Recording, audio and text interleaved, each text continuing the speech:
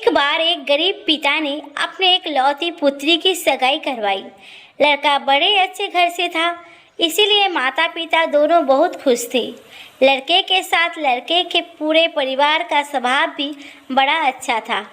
पिता को अपनी बेटी की शादी अच्छे घर में पक्का होने पर राहत भी महसूस हो रहा था। शादी से एक सप्ताह पहले लड़के वालों ने लड़की के पिता को अपने घर खाने पर बुलाया। उस लड़की के पिता की तबीयत ठीक नहीं थी, फिर भी वो नाराज होने के डर से मना नहीं कर सका। लड़के वालों ने सहज स्वभाव से तथा बड़े ही आदर सत्कार से उनका स्वागत किया। फिर लड़की के पिता के लिए चाय पानी लाए, लेकिन शुगर की वजह से लड़की के पिता को चीनी वाली चाय से दूर रहने के लिए डॉक्टर ने सलाह दी गई थी। पिता अपनी लड़की के होने वाले ससुराल में थे, इसलिए उन्होंने बिल्कुल चुप रहकर चाय अपने हाथ में ले ली। चाय की पहली चुस्की लेते ही वो चौंक से गए। चाय में चीनी बिल्कुल ही नहीं थी और इलायची भी डाली हुई थी।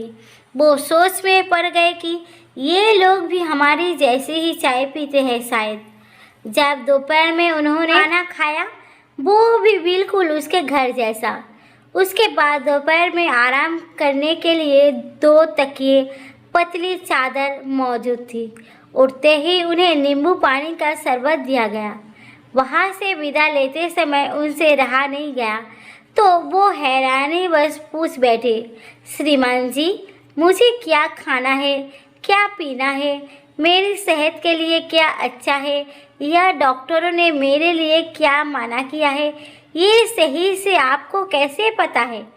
पिता की पूरी बात सुनने के बाद बेटी की सास ने धीरे से कहा कि कल रात को ही आपकी पुत्री का फोन आ गया था और उसने बेहद विनम्रता से कहा था कि मेरे पापा आपसे बड़े सरल है, बोलेंगे कुछ नहीं, लेकिन प्लीज़ अगर हो सके तो आप उनका ध्यान रखिएगा।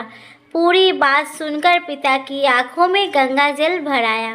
लड़की के पिता जब अपने घर पहुंचे तो घर के कमरे में लगी अपनी स्वर्गवासी माँ के फोटो से हार निकाल दिया।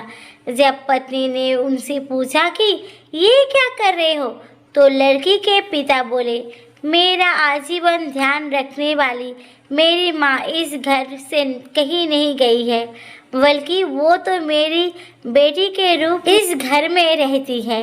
और फिर पिता की आंखों से जल की धारा छलक आई और हृदय भर आया। अंत में सब्र का बांध टूट गया।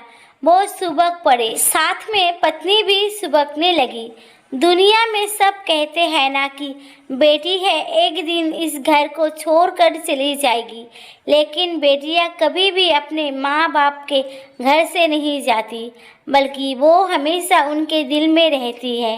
तो दोस्तों, मैं आशा करती हूँ कि मेरी आज की छोटी सी कहानी आप लोगों को ज़रूर पसंद आई होगी। अगर पसंद आती हो तो प्लीज़ लाइक करें, कमेंट करें, मेरे चैनल को सब्सक्राइब करना ना भूलिए। धन्यवाद।